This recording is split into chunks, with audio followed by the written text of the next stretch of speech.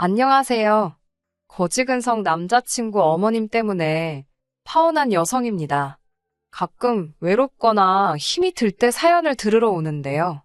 오늘만큼은 제 사연을 이야기해볼까 싶어요. 처음 남자친구를 알게 된 건 2년 전 가을이었습니다. 당시 저는 대학가에서 포장마차 분위기가 나는 작은 횟집을 운영하고 있었어요. 20대의 아가씨가 웬 횟집이냐 의아하실 수도 있는데 사실 저희 집은 경제적으로 한순간도 넉넉한 적이 없었습니다.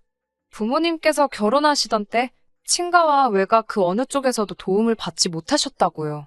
게다가 어머니께선 선천적으로 몸이 약하셨던 탓에 경제활동은 오롯이 저희 아버지의 몫이었습니다. 사정이 그렇다 보니 늘 저희 집은 경제적으로 빠듯했고 그나마 제가 중학교 졸업을 앞두었을 때 처음으로 저희는 반지하 월세에서 지상 빌라의 전세집으로 이사를 갔어요. 솔직히 저라도 공부를 잘해서 의사나 판검사라도 될 수 있었다면, 그래서 부모님을 가난에서 벗어나게 할 수 있었다면 좋았겠지만, 저는 그렇게 특출난 학생은 아니었습니다.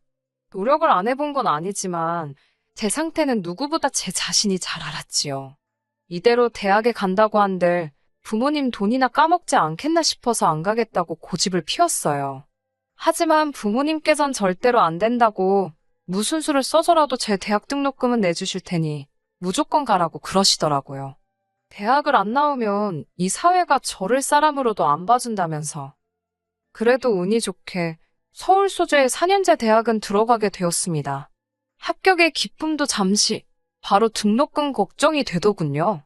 부모님께선 걱정 말라 호언장담을 하셨지만 불안하고 괜히 죄송스럽고 그런 제 마음을 눈치채셨는지 부모님께서 저를 불러 통장 하나를 건네주셨습니다.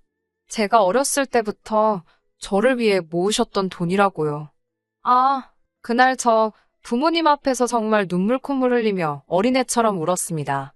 왜 나는 백화점에서 운동화 안 사주냐, 브랜드 잠바 입고 싶다며 철딱서니 없게 굴던 지난날이 떠올라서 너무 죄송했거든요. 하지만 제가 자라는 동안 물가가 미친 듯이 올랐잖아요. 아버지가 모아주신 돈은 4년의 대학 생활을 충당하기엔 부족했습니다. 게다가 2학년으로 올라가던 해였습니다. 당시 저희 가족은 빌라에서 살고 있었는데 그 빌라 주인이 전세를 올리겠다고 통보를 해왔지요. 그 돈을 내지 못하면 찾아보나마나 지하 외에는 선택권이 없었습니다. 저나 아버지는 괜찮았지만 문제는 어머니셨어요. 앞서 말씀드린 바와 같이 저희 어머니는 건강이 매우 안 좋으셨거든요. 폐가 다른 사람들의 80% 정도밖에 역할을 해내지 못한다는 의사의 소견도 있었고, 저는 고민 끝에 아버지께서 저에게 주신 돈을 다시 돌려드렸습니다. 아버지는 괜찮다고 어떻게든 당신이 돈을 구해오겠다 하셨지만 직장에서도 잘린 애만의 소리가 나오는 상황인 걸 알고 있던 저로서는 그런 아버지를 믿고 알아서 하시라고 내버려 둘 순 없었어요. 통장을 돌려드린 뒤 처음에는 학교를 그만두려고 했습니다. 제가 무슨 공부에 큰 뜻이 있는 것도 아닌데, 하지만 나중에라도 부모님께서 제가 학교를 때려친 걸 아시면 얼마나 스스로를 탓하시진 않을지 걱정이 되더라고요. 고민 끝에 저는 일단 휴학 신청을 하고 학교 앞 횟집에서 아르바이트를 시작했습니다. 횟집에서 아르바이트를 시작할 때만 하더라도 몸에 뜨는 기술이나 그런 거에 대단한 뜻이 있던 건 아니고 그곳이 가장 빨리 일을 시작할 수 있었고 시급도 다른 곳보다 나쁘지 않았기 때문이에요. 하루에 8시간 이상 웬만한 회사원들보다 더 오래 일하면서 많은 걸 배웠습니다. 솔직히 저희 교수님이 들으시면 뭐라 하실지 모르겠지만 강의실에서 듣는 강의보다 훨씬 유용한 피가 되고 살이 되는 삶의 지혜까지 배우는 듯 했어요. 그렇게 2년을 휴학하면서 돈을 모았습니다. 일단 돈을 벌기 시작하니까 돈 욕심이 생기더라고요. 처음에는 등록금을 벌어야겠다는 생각이었는데 돈이 모이고 모여서 목돈이 되니 학교를 가는 게 맞나 싶었지요. 그런 와중에 어머니께 제가 학교를 가지 않고 횟집에서 돈을 벌고 있었다는 사실을 들키고 말았습니다. 매번 딸 옷에서 비린내가 가시질 않으니 어머니께서 며칠 저를 따라다니셨던 모양이더라고요. 어머니께선 이 모든 게 당신 때문인 것 같다고 앞으로 어떡하려고 그러냐며 아버지께서도 당신이 그 돈을 받아 쓰는 게 아니었다며 한바탕 난리가 났었어요. 저는 에라 모르겠다는 심정으로 이렇게 된 거 저를 한번 믿어달라 했습니다. 반드시 성공해 보이겠다고요. 한바탕 실랑이 끝에 어머니께서 알겠다고 대신 앞으로는 무엇을 하든 꼭 당신들한테 이야기를 하고 하라고 그러셨지요. 그리고 저는 막연히 생각만 했던 계획을 행동으로 옮기게 되었습니다. 그건 바로 제 횟집을 여는 거였어요. 사실 어머니께 들키기 며칠 전 제가 일하던 횟집 사장님으로부터 가족들하고 이민을 가게 되어서 가게를 내놓았다는 소리를 들었거든요. 사장님께선 자리도 어느 정도 잡혔는데 권리금 몇 푼 받고 넘기려니 속이 쓰리시다며 농담 반 진담 반처럼 저한테 가게를 사라고 하셨었지요. 솔직히 그때만 해도 가게를 열게 되면 더 이상은 부모님을 속일 수가 없을 거란 생각과 동시에 그렇다고 부모님을 설득할 자신도 없어서 아예 엄두도 내지 못하고 있었거든요.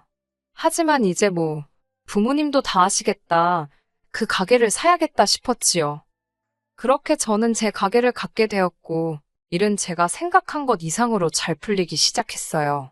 이미 제가 오랫동안 아르바이트를 했던 덕분에 손님도 주인이 아저씨에서 저로 바뀐 거에 대해 크게 거부감이 없는 눈치였습니다.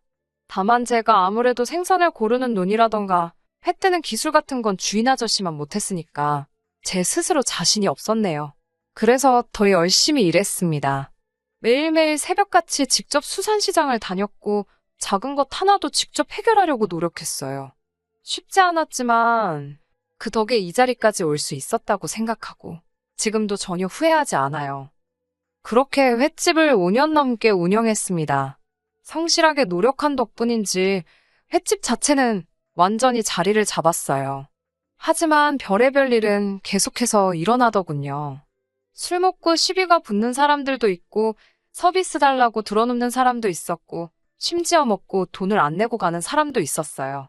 남자친구와 처음 알게 되었던 그날도 쉬운 날은 아니었습니다.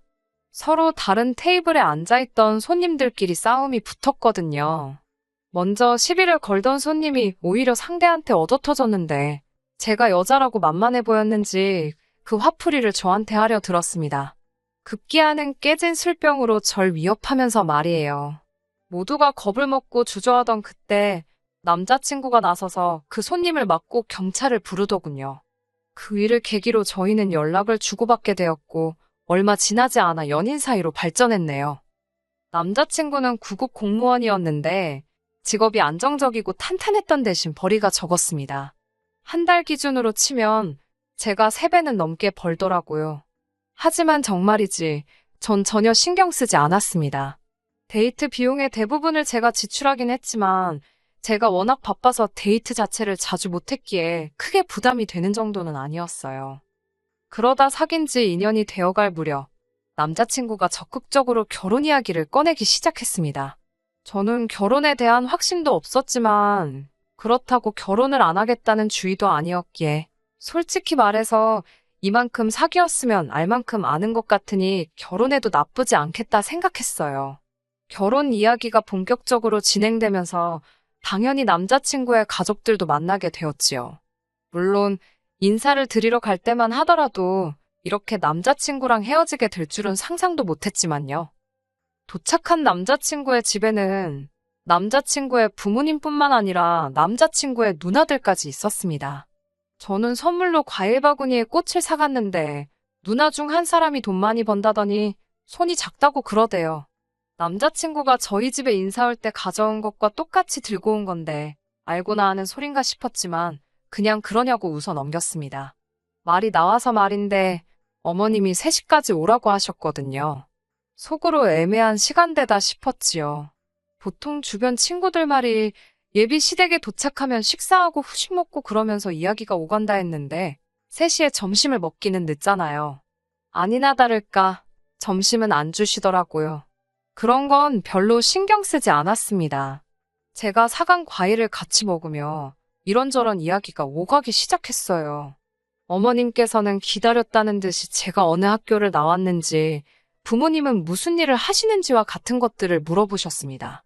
남자친구 말로는 대략적인 건 이미 다 어머님께 자기가 말씀드렸다고 크게 신경 쓸 건 없을 거라고 했는데 사실 대학을 마치지 못한 게 자랑거리는 아니잖아요.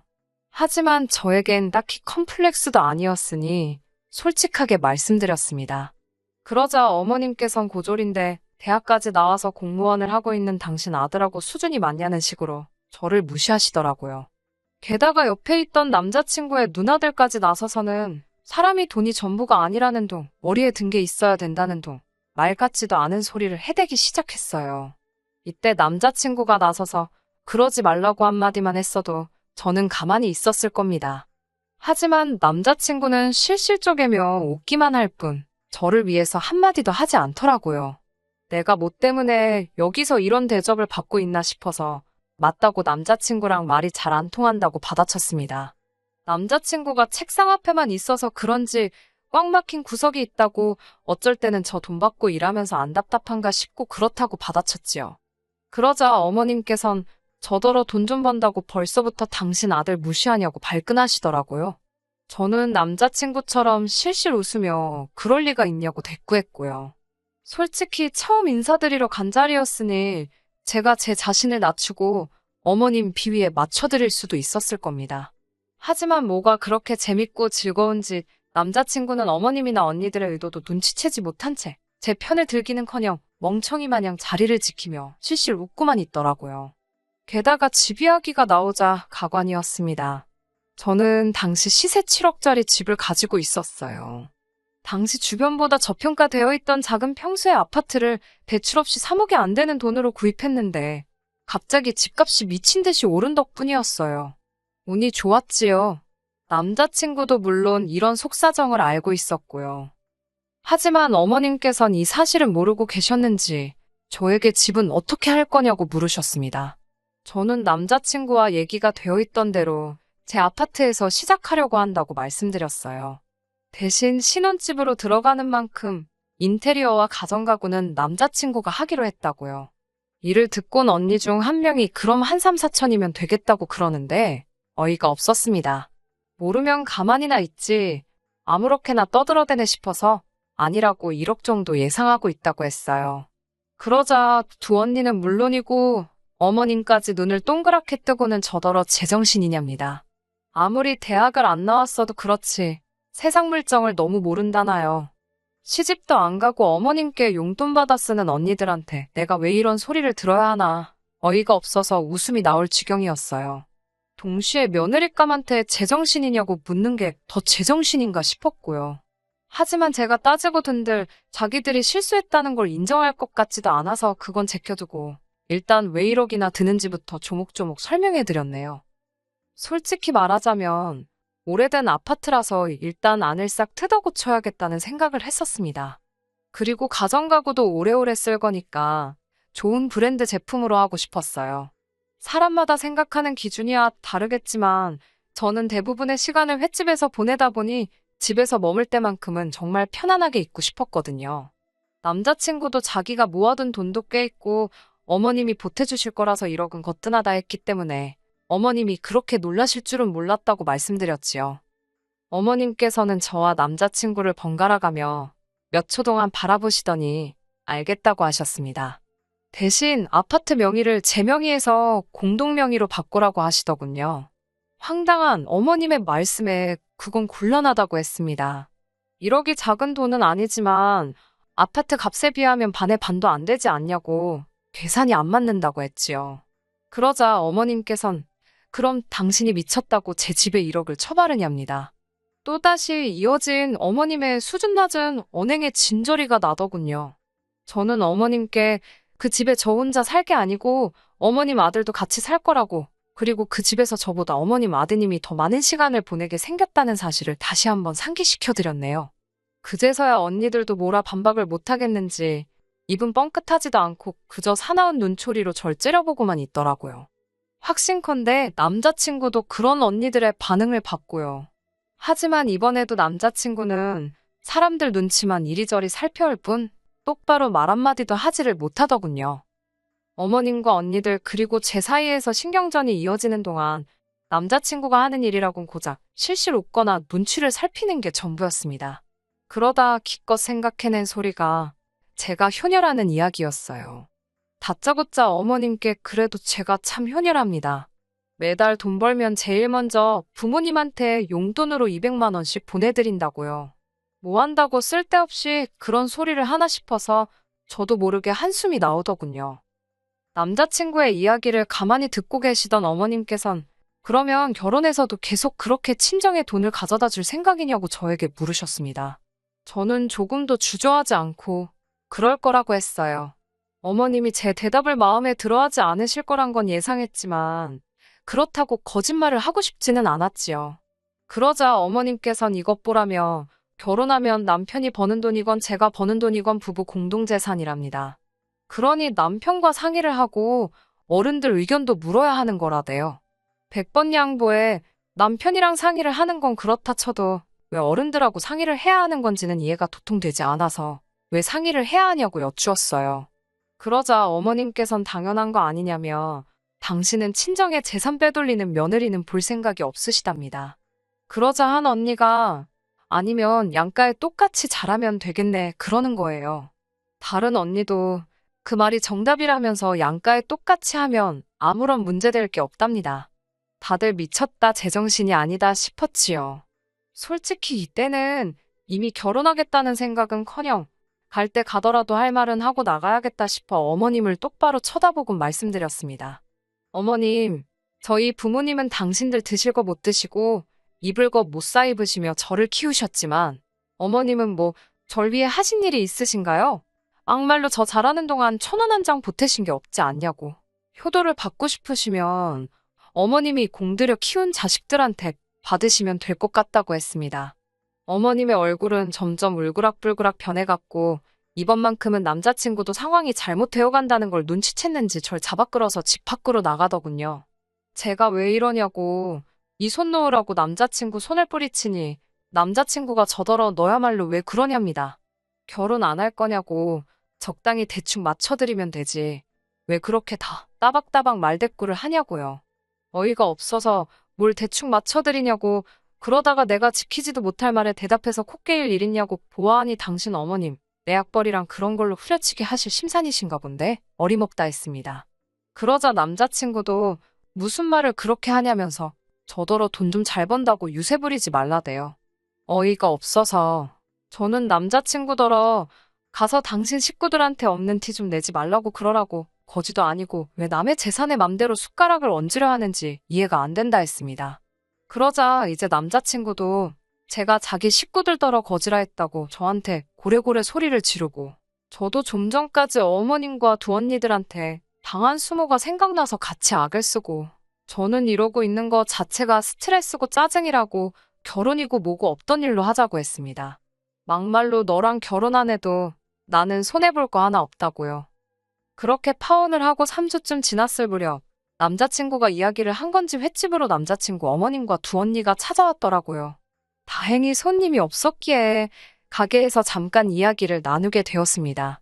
무슨 일로 여기까지 오셨냐 하니 당신이 그날은 너무 감정적이었던 것 같다며 결혼을 허락해주러 왔답니다. 황당해서 허락 같은 거 필요 없다 헤어졌다고 말했지만 자기들 듣고 싶은 것만 듣기로 작정이라도 했는지 자존심 세우지 말고 이쯤 했으면 죄송하다 숙이고 들어오랍니다. 그러면서 당신이 알아봤는데 공동명의로 바꿔야 세금 혜택도 있고 어쩌고 저는 됐다고 그렇게 아드님 저한테 장가 보내고 싶으시면 집값이 7억이니 7억 들려서 보내시라 했습니다. 그러면 한번 생각이나 해보겠다고요. 어머님은 저더러 도둑놈 신보라며 소리를 지르셨고 저는 세상 천지에 물어보라고 우리 둘 중 누가 도둑놈 신본가라며 따지고 들었네요. 결국 제가 남자친구에게 전화를 걸어 네 가족들 좀 데려가라고 안 그러면 경찰에 영업방해로 신고하겠다고 악을 썼습니다. 그리고 얼마 지나지 않아 세 사람 모두 시근덕거리며 가게를 나가더라고요. 그냥 내보내자니 억울하고 그렇다고 머리채를 잡을 수도 없어서 나가는 뒤통수에 소금 한 바가지 퍼부어버렸습니다. 그리고 지금 그러니까 요즘에 들어서야 남자친구도 이별을 확실히 받아들였는지 더는 연락이 없네요. 잘된 일이지요. 요새는 내년에 여는 이웃점 준비로 정신이 하나도 없어요. 마음 같아선 여기다 제 횟집 주소 딱 알려드리고 싶네요. 앞으로는 더 좋은 일만 있었으면 좋겠습니다. 끝까지 들어주셔서 감사합니다. 오늘의 사연은 여기까지입니다. 구독과 좋아요, 알람 설정 부탁드리고 더 좋은 사연으로 다시 찾아뵙겠습니다. 감사합니다.